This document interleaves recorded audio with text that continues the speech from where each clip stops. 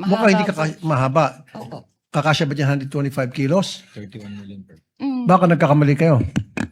Mga 3 to 4 bags nga po. Dapat precise po kayo. Dapat ginadjot daw nyo yan bago paglabas. 3 bags ang lumabas, ang pinaglagyan. Madam Witness, magandang umaga po. Magandang umaga rin po. Hindi masyado klaro sa amin yung sinabi mong mga bag ang pinaglagyan nitong 125 million. Anong klaseng bag muli? Sa pagkakaalala ko po, ito po isang malaking, mahabang bag na Mahaba. parang dinescribe ko nga po as Duffel bag? Gym bag? gym bag po. Iba po kasi Gym yung bag. duffel bag sa bangko. So gym bag ano kalaking? Isang Mahaba lipa? Okay. Ayon sa BSP, ang 1 million approximately 1 kilo. So that's 125 million. So si Gina lamang ang nagbitbit ng 125 kilos palabas ng bangko?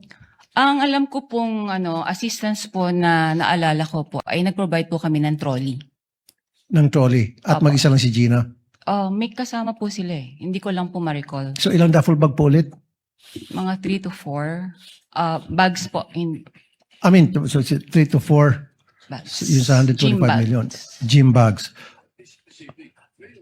Dapat sigurado. 3, 4, 5, 6, 7, 8, 9, 10. Kasi kung 125 million at 3 gym bag, yung gym bag, ano nang kalaki yun? Mukhang hindi mahaba. Opo. Kakasya ba dyan 125 kilos? 31 million per. Baka nagkakamali kayo.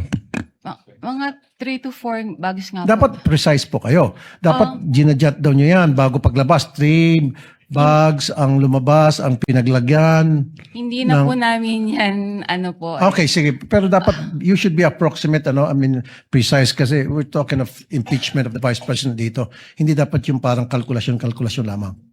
As much as possible. Opo, mga gano'n, 4 bags. Okay. 4 bags. Now, wala bang, kasi alam ko, pag ganun kalaki amount, kuminsan yung bangko nag-offer doon sa depositor na i-deliver yung pera sa lugar na gusto nilang pupuntahan ng perang yon through the what we call armored car or armored vehicle. Hindi kayo nag-provide na ganoon? Hindi po. Wala po kasi kaming memorandum of agreement regarding po sa services, cash services po, or cash delivery. So, hindi nag-request yung OVP ng cash delivery through armored vehicle papunta doon sa back Wala to the po, office? Okay. Curious lang ako, sino itong, meron pa isang pangalan na kapirma sa baba ng cheque, itong Rosaline L. Sanchez, sa pagkakalam mo. Kasi di ba sa baba, nakalagay Rosaline Sanchez and then Lemuel Ortonio, signatory doon sa pag-release ng cheque. Who are they? Authorized signatory po. Isa po siya sa authorized signatories po ng Office of the Vice President. Si Rosaline Sanchez, sino po ito? Sa Siya- pagkakalam niyo po, Ang alam ko po, siya po yung sa finance. sa finance. Okay, nabanggit niyo rin po prior doon sa withdrawal, you're given 1 or 2 days para makapag-prepare ng cash. Sino po ulit tumatawag sa inyo? Si Miss Queenie Masangkay po. Paano niyo po nalaman na si Miss Queenie Masangkay yung tumatawag sa inyo? Na-meet ko na rin po siya sa branch nung pong nag-open po sila ng MDS account po. Okay. Last na naman, usually pag ganun kalaking amount ang withdraw, sinisiguro nyo na yung pupunta doon sa bangko, yun yung authorized na mag-withdraw talaga ng amount ng perang yan. Kadalasan tinatawagan pa yung principal. Wala kayong ganung klaseng protocol in place? Wala na po kasi may advice na po siya. 5 seconds. Wala na. May advice na sige po siya. May pera na. Okay, thank you. Bago po yung bell, Senator Judge Rafi. Mukhang hindi mahaba. Opo. Kakasya ba dyan 125 kilos? 31 million per. Baka nagkakamali kayo.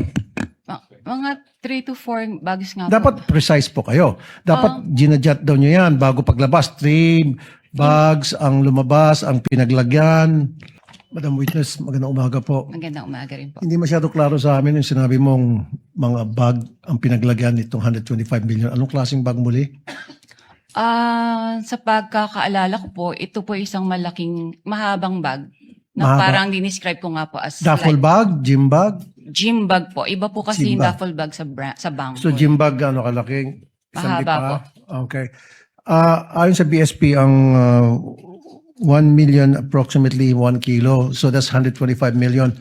So si Gina lamang ang nagbitbit ng 125 kilos palabas ng bangko? Ang alam ko pong assistance po na naalala ko po ay nag-provide po kami ng trolley. Ng trolley at Opo. mag-isa lang si Gina. May kasama po sila eh. Hindi ko lang po ma-recall. So ilang duffel bag po ulit? Mga 3 to 4 bags po. I mean, so 3 to 4 Bags. yun sa 125 Gym bags. million. Gym bags. Dapat sigurado, 3, 4, 5, 6, 7, 8, 9, 10. Kasi kung 125 million at 3 gym bag, yung gym bag, ano nang kalaki yun? Mahaba Mukhang hindi po. mahaba. Opo. Kakasya ba dyan 125 kilos? 31 million per. Baka nagkakamali kayo. Mga 3 to 4 bags nga po. Dapat precise po kayo. Dapat ginadjot daw nyo yan bago paglabas. 3 bags ang lumabas, ang pinaglagyan. Hindi na po namin yan, po. Okay, sige. Pero dapat, you should be approximate, precise kasi we're talking of impeachment of the Vice President dito. Hindi dapat yung parang kalkulasyon lamang. As much as possible. Opo, mga gano'n, 4 bags. Okay. 4 bags. Now, wala bang, kasi alam ko, pag ganun kalaki amount, kuminsan yung bangko nag-offer doon sa depositor na i-deliver yung pera sa lugar na gusto nilang pupuntahan ng perang yon through the what we call armored car or armored vehicle. Hindi kayo nag-provide na ganoon? Hindi po. Wala po kasi kaming memorandum of agreement regarding po sa services, cash services po, or cash delivery. So hindi nag-request yung OVP ng cash delivery through armored vehicle papunta doon sa back Wala to the po, office? Okay. Curious lang ako, sino itong, meron pa isang pangalan na kapirma sa baba ng cheque, itong Rosaline L. Sanchez, sa pagkakalam mo. Kasi di ba sa baba, nakalagay Rosaline Sanchez and then Lemuel Ortonio, signatory doon sa pag-release ng cheque. Who are they?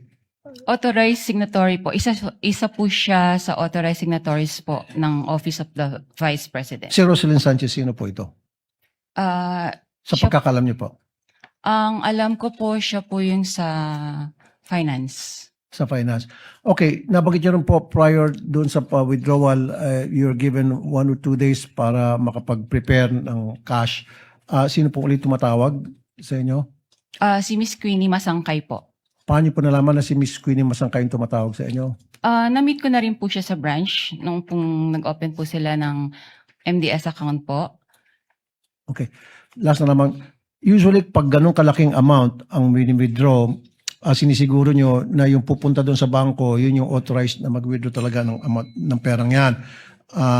Kadalasan tinatawagan pa yung principal. Wala kayong ganung klaseng protocol in place? Wala na po kasi may advice na po siya. 5 seconds.